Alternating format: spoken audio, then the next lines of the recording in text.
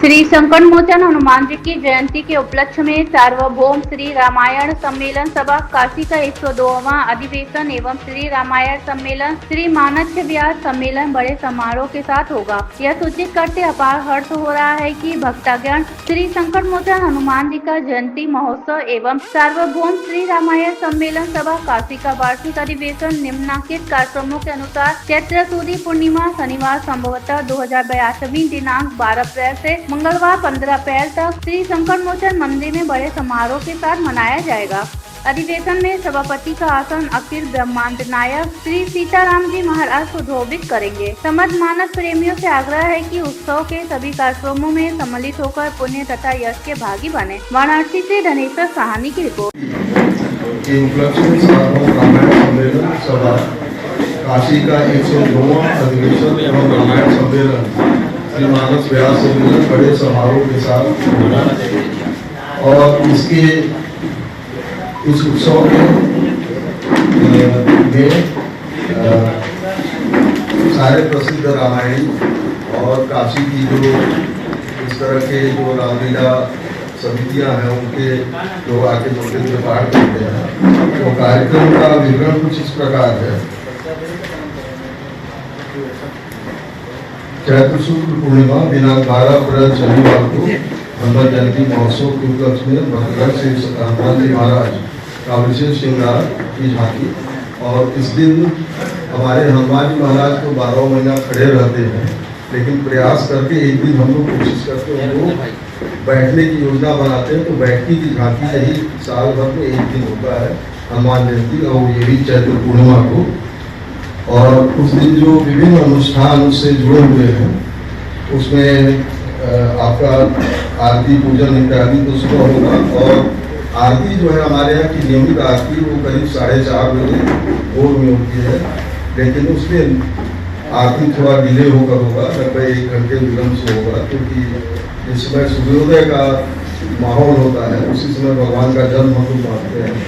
उस समय वो विशेष आरती होगा और उसके बाद रामचरितमानस का एकापाठ, श्री सीताराम संकीर्तन, रामार्चा पूजन, वाल्मीकि रामायण के सुंदर पाठ जो हनुमान जी को श्रवण कराया जाता है और सायं 5 बजे रामकृष्ण मिशन कीर्तन मंडलियों द्वारा संकीर्तन आयोजन है जो रात्रि पर्यंत चलेगा, जिसमें नगर के विभिन्न रामायण मंडलियों द्वारा रामचरितमानस का अखंड पाठ और ज्यादातर उसमें जो मंडलियां हैं वो 33 में उस पाठ को करती है। तो उसका एक बड़ा मतलब वो हम दृश्य होता है और उसका पूरा मंदिर का एम्बियंस बदल जाता है।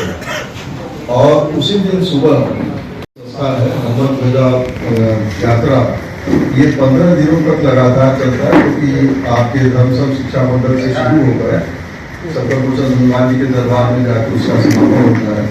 उन लोगों के कुछ अपने कार्यक्रम में जो सुबह होगा और हमारे जो वहाँ भीड़ की तरफ से मौर्या लोग है, उसमें रामबली मौर्या उसके प्रमुख हैं, तो पूरे सुदूर गांवों से भी लोग कनेक्टेड हैं और उसमें हजारों हजार की संख्या में 50-60 हजार के करीब संख्या में लोग ध्वजा लेकर आते हैं और हनुमान जी महाराज को अर्पित करते हैं। और मंदिर उस दिन व्यक्तिगत रूप से जितने भी लोग आते हैं तो उनको अपने हाथ से हम लोग प्रसाद भी देते हैं मंदिर का।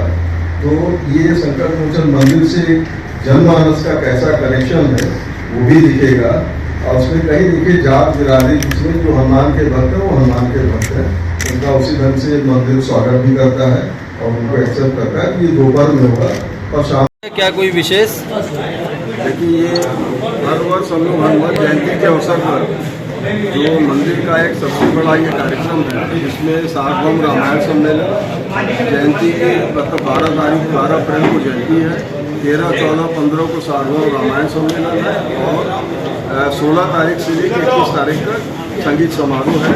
ये 6 दिन का संगीत समारोह है, इसमें देश के विशिष्ट कलाकार इसमें भाग लेते हैं। खास कलाकार कौन कौन से इस बार आ रहे हैं? ये सब बड़े ही कलाकार हैं। पंडित हरिप्रसाद चौरसिया जी हैं, अजय चक्रवर्ती जी हैं, आपके फिर अमित जलोटा जी हैं, रतिकांत महापात्रा जी हैं, सागर मिश्र हैं, ये सारे बड़े लोग हैं, यल्ला वेंकटेश्वर राव हैं। तो ये सारे बड़े लोग इसमें परफॉर्म करेंगे और ये जरूर पूरे समाज के लिए एक अट्रैक्शन का विषय रहेगा।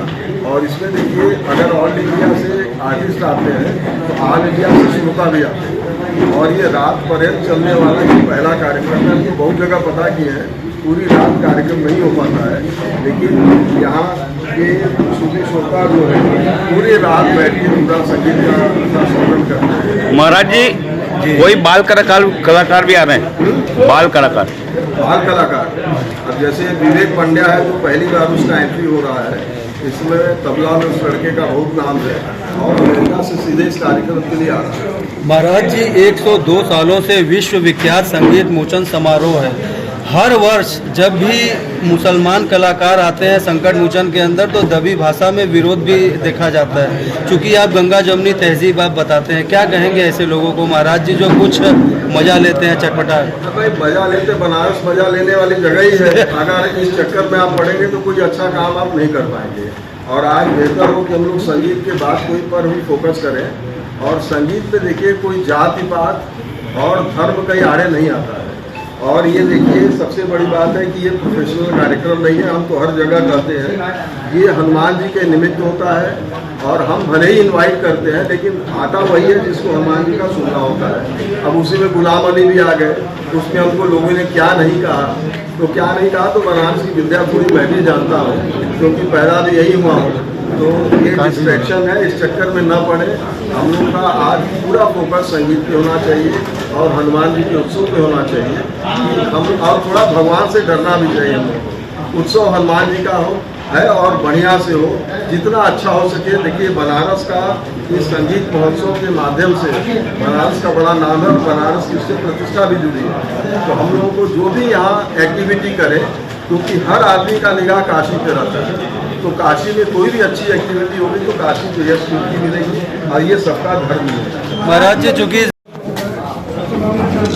अब भाई, अब आप कोई भी करेगा तो हम लोग तो उसका विरोध करेंगे। और संकट मोचन मंदिर में जो भी कार्यक्रम है, जैसे इतना बड़ा संगीत महोत्सव होता है, अच्छा इसमें मंदिर का बहुत खर्चा भी होता है।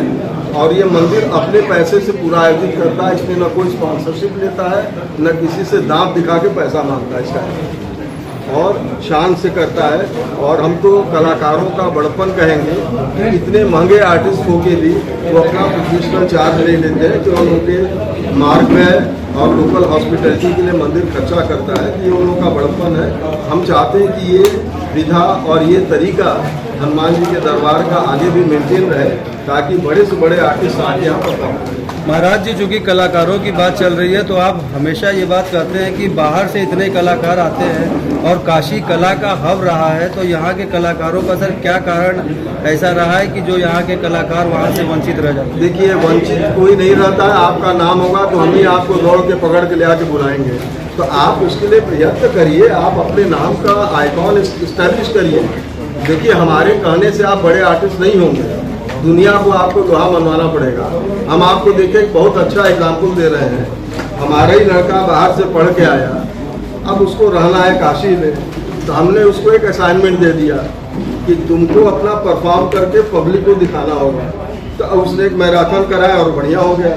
तो आप जब तक इस शहर में का देखिए, शहर जो है आपको टटोलता है कि आप में दम है भी कि नहीं, और नहीं तो आपको हुर्र करके भगा भी देगा यहाँ से। तो ये शहर जो है आपका लिटमस टेस्ट करता है और आपको कुछ करके दिखाना पड़ेगा, तो शहर आपको एकदम अंगीकार करेगा। बनारस को पहले ज़्यादातर लोग हम समझते हैं कि समझ नहीं पाते हैं, और काशी इतना सिंपल भी आप मत समझिए, और काशी जल्दी किसी को एक्सेप्ट नहीं करता।